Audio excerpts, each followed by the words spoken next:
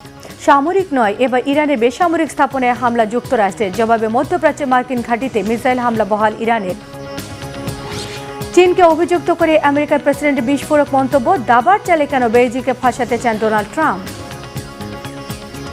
সৌদির কাছে $200 কোটি অস্ত্র বিক্রি আমেরিকার। মধ্যপ্রাচ্যে আধিপত্যে নতুন ছক করছেন কি ডোনাল্ড ট্রাম্প। আসসালামু আলাইকুম, দেখছিলেন বাংলাভিশন ওয়ার্ল্ড নিউজ হেডলাইন। এবারে বিস্তারিত। হরমুজ প্রণালীর দখলকে কেন্দ্র করেই যুক্তরাষ্ট্র এবং ইরানের সংঘাত আরও ভয়াবহ রূপ নিয়েছে। টানা ষষ্ঠ রাতের মতো ইরানে ব্যাপক বিমান ও ক্ষেপণাস্ত্র হামলা চালিয়েছে মার্কিন বাহিনী। শুধু সামরিক ঘাঁটি নয়, ক্ষতিগ্রস্ত হয়েছে বেসামরিক অবকাঠামো। পাল্টা জবাবে কাতার, কুয়েত, বাহরাইন, ওমান, জর্ডান এবং সিরিয়ায় মার্কিন স্বার্থ সংশ্লিষ্ট লক্ষ্যবস্তুতে হামলা চালিয়েছে ইরান। ইরানের পার্লামেন্টের জাতীয় নিরাপত্তা কমিটির প্রধান ইব্রাহিম আজিজি জানিয়েছেন, ইরানের আবাসিক এলাকা, সেতু এবং বেসামরিক অবকাঠামোতে হামলার জবাব উপযুক্ত সময়েই দেবে ইরানের সশস্ত্র বাহিনী। নাইম আহমেদের ডেস্ক রিপোর্ট। রাতভর বিস্ফোরণে কেঁপে ওঠে দক্ষিণ ইরান। সামরিক অভিযান পরিচালনার নামে বেসামরিক অবকাঠামোয় ভয়াবহ হামলা চালিয়েছে মার্কিন বাহিনী। দক্ষিণ ইরানের বন্দর খামিরের গাড়িবাহী সেতুতে মার্কিন হামলায় দেখা যায় জ্বলছে আগুন, আর সকালে দেখা যায় ধসে পড়া সড়ক ও ছড়িয়ে থাকা ধ্বংসস্তূপ। এ হামলায় নারী ও শিশুসহ মারা গেছে অন্তত 8 জন। হামলায় লক্ষ্যবস্তু করা হয়েছে ইরানের বন্দরের সাথে যোগাযোগ ব্যবস্থাগুলো। প্রশ্ন উঠছে, ইরান যুদ্ধে সুবিধা করতে না পেরেই কি বেসামরিক স্থাপনায় আমেরিকার হামলা? রাতভর বিস্ফোরণে কেঁপে ওঠে বন্দর নগরী বন্দর আব্বাস, বন্দর খামির, কেশমদ্বীপ, বুশেহর এবং সিস্তান বেলুচিস্তানের বিভিন্ন এলাকা। যুক্তরাষ্ট্রের সেন্ট্রাল কমান্ড সেন্টকম জানিয়েছে, যুদ্ধবিমান, ড্রোন ও যুদ্ধজাহাজের সমন্বয়ে পরিচালিত এই অভিযানের উদ্দেশ্য ছিল ইরানের উপকূলীয় নজরদারি ব্যবস্থা, বিমান প্রতিরক্ষা, সামরিক সরবরাহ লাইন এবং নৌ সক্ষমতা ধ্বংস করা। ইরানের রাষ্ট্রীয় সংবাদ মাধ্যম জানিয়েছে, বন্দর খামিরের একাধিক সেতু, বন্দর আব্বাসের রেলপথ, ইরান শহর, বিমানবন্দর এবং বিভিন্ন বিদ্যুৎ স্থাপনা ক্ষতিগ্রস্ত হয়েছে। এ অবস্থায় ইরানিদের বিদ্যুৎ ব্যবহারে সাশ্রয়ী হওয়ার আহ্বান জানিয়েছে তেহরান। এদিকে হোয়াইট হাউসের মুখপাত্র ক্যারোলিন লেভিটের দাবি, সমঝোতা স্মারকের চুক্তি অমান্য করায় ইরান মার্কিন হামলায় দিশেহারা হয়ে আলোচনায় বসতে চাইছে। এই হামলাকে সরাসরি বেসামরিক জনগণের উপর আঘাত বলে অভিযোগ করেছে তেহরান। ইরানের পার্লামেন্টের জাতীয় নিরাপত্তা কমিটির প্রধান ইব্রাহিম আজিজি বলেছেন, দক্ষিণ ইরানের আবাসিক এলাকা, সেতু ও অবকাঠামোতে হামলা তথাকথিত মানবাধিকারের দাবিদারদের দ্বিমুখী নীতির আরেকটি প্রমাণ। আমেরিকা ও তাদের মিত্ররা সীমারেখা অতিক্রম করেছে মন্তব্য করে এর চরম মূল্য দিতে হবে বলে হুঁশিয়ারি দিয়েছে আইআরজিসি। কাতারের আল উদেইদ মার্কিন ঘাঁটি, কুয়েতের মার্কিন স্থাপনা, বাহরাইনের সামরিক লক্ষ্যবস্তু, ওমানের নজরদারি রাডার এবং জর্ডানে অবস্থানরত মার্কিন যুদ্ধবিমান লক্ষ্য করে পাল্টা হামলা চালানোর দাবি আইআরজিসির। হামলা হয়েছে সিরিয়ার আল তানফ ঘাঁটিতেও, যদিও সিরিয়া জানিয়েছে ওই ঘাঁটিতে কোনো হামলা হয়নি এবং সেখানে বর্তমানে কোনো মার্কিন সেনাও নেই। তবে হামলার কথা স্বীকার করেছে কুয়েত। ইরানের ক্ষেপণাস্ত্র হামলায় দেশটির একটি বিদ্যুৎ উৎপাদন ও পানি বিশুদ্ধকরণ কেন্দ্র ক্ষতিগ্রস্ত হয়েছে। অন্যদিকে ইরাকের কুর্দিস্তানে নিহত হয়েছে অন্তত 8 জন। এছাড়াও বেশ কিছু ইরানি ড্রোন ভূপাতিতের দাবি জানিয়েছে ইরাকের মার্কিন বাহিনী। হরমুজ প্রণালীর দখল নিয়ে মার্কিন ইরান সংঘাত বাড়তে থাকায় বিশ্ব জ্বালানি সরবরাহ নিয়ে শঙ্কা প্রকাশ করেছে আন্তর্জাতিক জ্বালানি সংস্থা। এমন পরিস্থিতিতে দুই দেশকেই অবিলম্বে যুদ্ধ বন্ধ করে আলোচনায় বসার আহ্বান জানিয়েছে চীন ও পাকিস্তান। Naim Ahmed, Banglavision news desk. আসন্ন মিড টার্ম নির্বাচনকে সামনে রেখে মার্কিন রাজনীতিতে এক নজিরবিহীন তোলপাড় শুরু হয়েছে। আমেরিকার প্রায় 22 কোটি ভোটারের ব্যক্তিগত তথ্য গোপনে হাতিয়ে নেওয়ার জন্য সরাসরি চীনকে অভিযুক্ত করেছেন মার্কিন প্রেসিডেন্ট ডোনাল্ড ট্রাম্প। তার দাবি, এই ডেটা চুরির বিষয়টি শীর্ষ গোয়েন্দা কর্মকর্তারা এতদিন ধামাচাপা দিয়ে রেখেছেন। তবে প্রেসিডেন্ট ট্রাম্পের এই দাবিকে পুরোপুরি উড়িয়ে দিয়েছেন দেশটির মূল গোয়েন্দা সংস্থাগুলো। সমালোচকদের ধারণা, আসন্ন নির্বাচনে ক্ষমতা হারানোর আশঙ্কা থেকেই ট্রাম্প এমন বিস্ফোরক চাল চাললেন। হাফিজুল ইসলামের ডেস্ক রিপোর্টে থাকছে বিস্তারিত। আমেরিকার কোটি কোটি ভোটারের ব্যক্তিগত তথ্য গোপনে হাতিয়ে নিয়েছে আরেক পরাশক্তি চীন।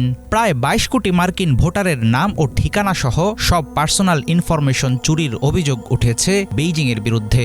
যুক্তরাষ্ট্রের মিড টার্ম নির্বাচনকে সামনে রেখে এমন চাঞ্চল্যকর বোমা ফাটিয়েছেন প্রেসিডেন্ট ডোনাল্ড ট্রাম্প। তার দাবি, আমেরিকার গোয়েন্দা বিভাগের শীর্ষ কর্মকর্তারা জানতেন চীন তাদের দেশের ভেতরে এসব অপকর্ম করছে, কিন্তু তারা ইচ্ছা করেই এই সত্যটি সবার কাছ থেকে লুকিয়ে রেখেছিল। কিছু নথিপত্র প্রকাশের কথা জানিয়ে ট্রাম্প দাবি করেন এসব কাগজপত্রে প্রমাণ রয়েছে তথ্য চুরির প্রজেক্টের জন্য বিশেষ একটি টিমও তৈরি করেছিল চীন। যেসব নথিপত্র আমরা আজ প্রকাশ করছি সেখানে প্রধানত 5টি ভীতিজনক বিষয় রয়েছে। প্রথমত, এই কাগজগুলো প্রমাণ করে যে 2020 সালের নির্বাচন থেকে শুরু করে গত কয়েক বছর ধরে চীন আমাদের দেশের ইতিহাসে সবচেয়ে বড় ডেটা চুরিটি করেছে। চীন অবৈধভাবে আমেরিকার প্রায় 22 কোটি ভোটারের ব্যক্তিগত ফাইল হাতিয়ে নিয়েছে। এর মধ্যে রয়েছে মানুষের নাম, ঠিকানা, ফোন নম্বর, এমনকি কে কোন রাজনৈতিক দলকে পছন্দ করে সেই তথ্যও। ভোটার নিবন্ধনের জন্য এবং ভোটের মাঠে যে কোনো ধরনের অসৎ উদ্দেশ্য হাসিল করার জন্য যা যা তথ্য দরকার তারা ঠিক সেটাই চুরি করেছে। আগামী নভেম্বরে আমেরিকায় অনুষ্ঠিত হবে মধ্যবর্তী নির্বাচন। এই লড়াইয়ে ট্রাম্পের দল রিপাবলিকানদের জন্য ক্ষমতা টিকিয়ে রাখা হবে এক মস্ত বড় চ্যালেঞ্জ। দেশের বড় বড় গোয়েন্দা সংস্থাগুলো ট্রাম্পের দাবিকে পুরোপুরি উড়িয়ে দিয়েছে। এর আগে মার্কিন সরকারি রিপোর্টে পরিষ্কার বলা হয়েছিল গত নির্বাচনে কোনো বিদেশি শক্তি ভোটের ফলাফলে বিন্দুমাত্র কারচুপি বা কোনো রকম কারিগরি পরিবর্তন করতে পারেনি। অথচ ট্রাম্প দাবি করলেন তথ্য চুরির বিষয়ে জেনেও গোপন রেখেছিলেন শীর্ষ কিছু মার্কিন কর্মকর্তা। সবচেয়ে আশঙ্কার কথা কি জানেন?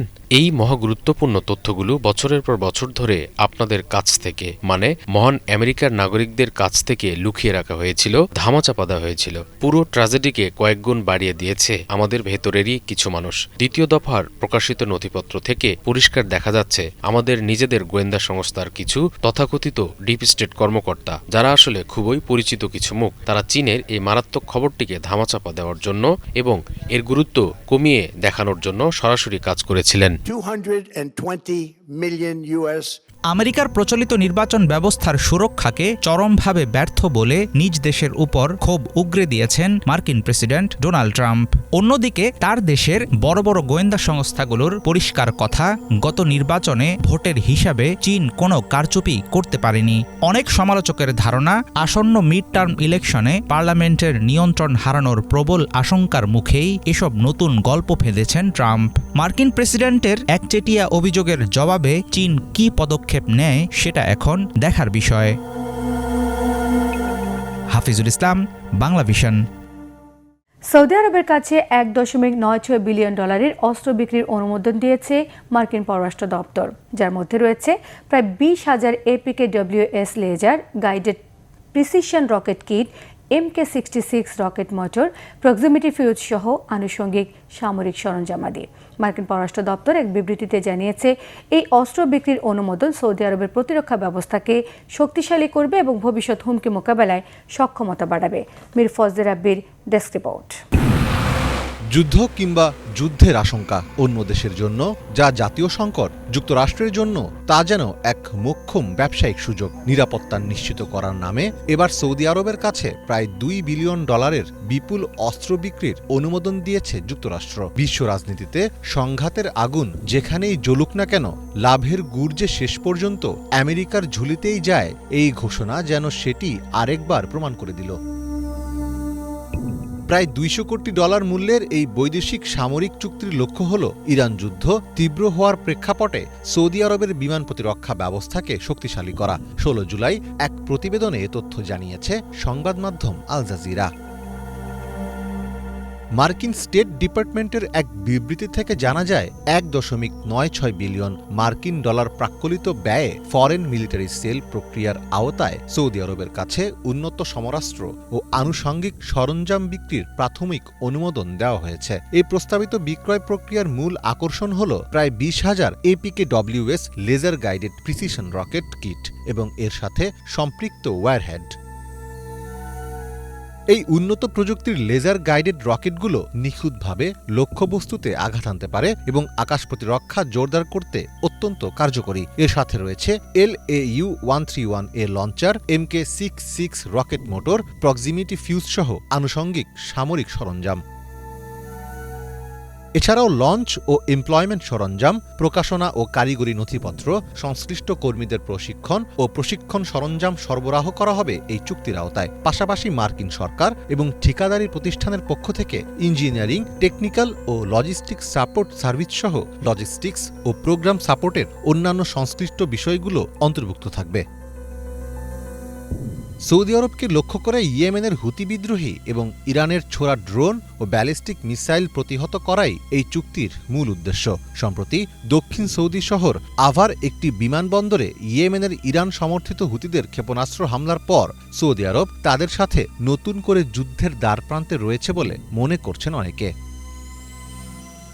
ইয়েমেনের হুতি নেতা আব্দুল মালিক আল হুতি বলেছেন, রিয়াদ ইয়েমেনের বিরুদ্ধে ব্যাপক আগ্রাসনে জড়িয়ে পড়তে পারে এবং পরিস্থিতি আরও খারাপের দিকে যেতে পারে। আর তেমনটা হলে সৌদি আরবের সমস্ত তেলক্ষেত্র এবং অন্যান্য গুরুত্বপূর্ণ স্থাপনাগুলো তাদের গোষ্ঠীর ক্ষেপণাস্ত্র ও ড্রোনের লক্ষ্যবস্তুতে পরিণত হবে।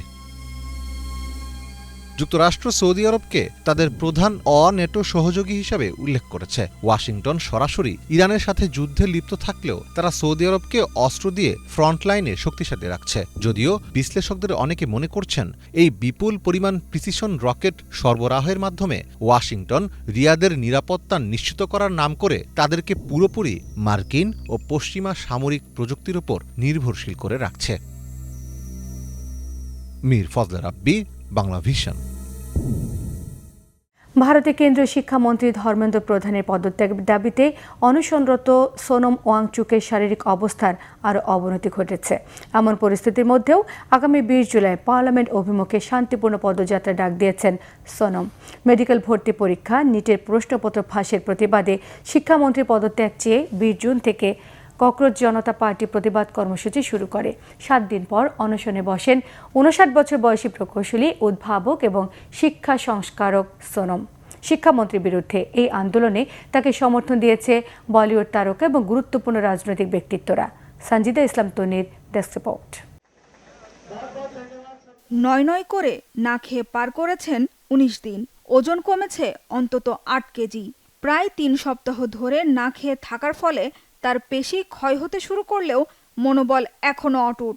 আমরণ অনশন চালিয়ে যাচ্ছেন ভারতের লাদাখের বাসিন্দা, প্রকৌশলী, শিক্ষাবিদ ও সমাজকর্মী সোনম ওয়াংচুক। গত 28 জুন দিল্লির প্রধান প্রতিবাদ কেন্দ্র যন্তর মন্তরে শুরু হয় সোনমের অনশন। ব্যক্তিগত কোনো দাবি নয়, কোটি কোটি শিক্ষার্থীর ভবিষ্যৎ রক্ষা এবং দেশের শিক্ষা ব্যবস্থাকে দুর্নীতিমুক্ত করার আন্দোলনে নেমেছেন তিনি। ভারতের কেন্দ্রীয় শিক্ষা মন্ত্রণালয় এবং ন্যাশনাল টেস্টিং এজেন্সি NTA-র বিরুদ্ধে এই প্রতিবাদ কর্মসূচির শুরু গত 6 জুন। আন্দোলনের নেতৃত্ব দিচ্ছে ভারতের তরুণ সমাজ ও সাধারণ শিক্ষার্থীদের প্রতিবাদী কণ্ঠ ককরোচ জনতা পার্টি। ভারতে বছরের পর বছর ধরে সরকারি চাকরি ও প্রবেশিকা পরীক্ষার প্রশ্নপত্র ফাঁস, প্রশাসনিক দুর্নীতি এবং নিয়োগ কেলেঙ্কারির বিরুদ্ধে তরুণ সমাজের এই আন্দোলনকে সমর্থন জানিয়ে অনশন শুরু করেন ওয়াংচুক।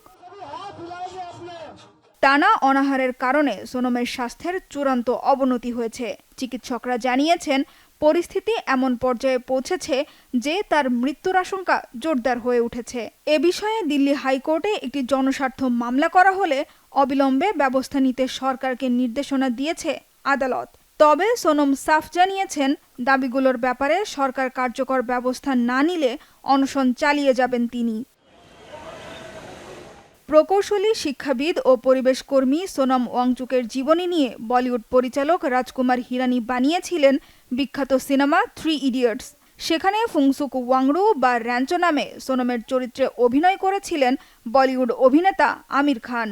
সিনেমার আরেক গুরুত্বপূর্ণ চরিত্র চতুর রামালিঙ্গম বা সাইলেন্সার হিসেবে অভিনয় করা তারকা অমি বৈদ্য বাস্তবের র্যাঞ্চোকে সমর্থন জানিয়ে একটি ভিডিও প্রকাশের পর এই আন্দোলন নতুন মাত্রায় পৌঁছেছে। ভিডিও বার্তায় অমি বলেন, র্যাঞ্চোর চরিত্রটি ওয়াংচুকের জীবনী থেকে অনুপ্রাণিত। তিনি চান না বাস্তবের ফুংসুক ওয়াংরো এভাবে হুমকির মুখে পড়ুক। তবে সিনেমায় সোনমের চরিত্রে অভিনয় করা আমির খান দিয়েছেন ভিন্ন এক বার্তা। 3 ইডিয়টসের ফুংসুক ওয়াংরু সোনম ওয়াংচুক নন বলে জানিয়েছেন পর্দার র্যাঞ্চো। সিনেমাটি বানানোর সময় তিনি বা চিত্রনাট্য লেখকদের কেউই ওয়াংচুক সম্পর্কে জানতেন না। সোনম ওয়াংচুক পর্দার র্যাঞ্চো কিনা তা নিয়ে বিতর্ক থাকলেও বাস্তবে তিনি সবার কাছে অনুপ্রেরণার আরেক নাম। সাধারণ শিক্ষার্থীদের পক্ষে তার এই আমরণ অনশনকে সমর্থন জানিয়েছেন রাজনৈতিক দল আম আদমি পার্টির নেতা ও দিল্লির সাবেক মুখ্যমন্ত্রী অরবিন্দ কেজরিওয়াল সহ অন্যান্য নেতাকর্মীরা। বর্তমান শিক্ষামন্ত্রীর পদত্যাগের পাশাপাশি সোনম ওয়াংচুককে শিক্ষামন্ত্রীর দায়িত্ব দেওয়ার দাবি তার।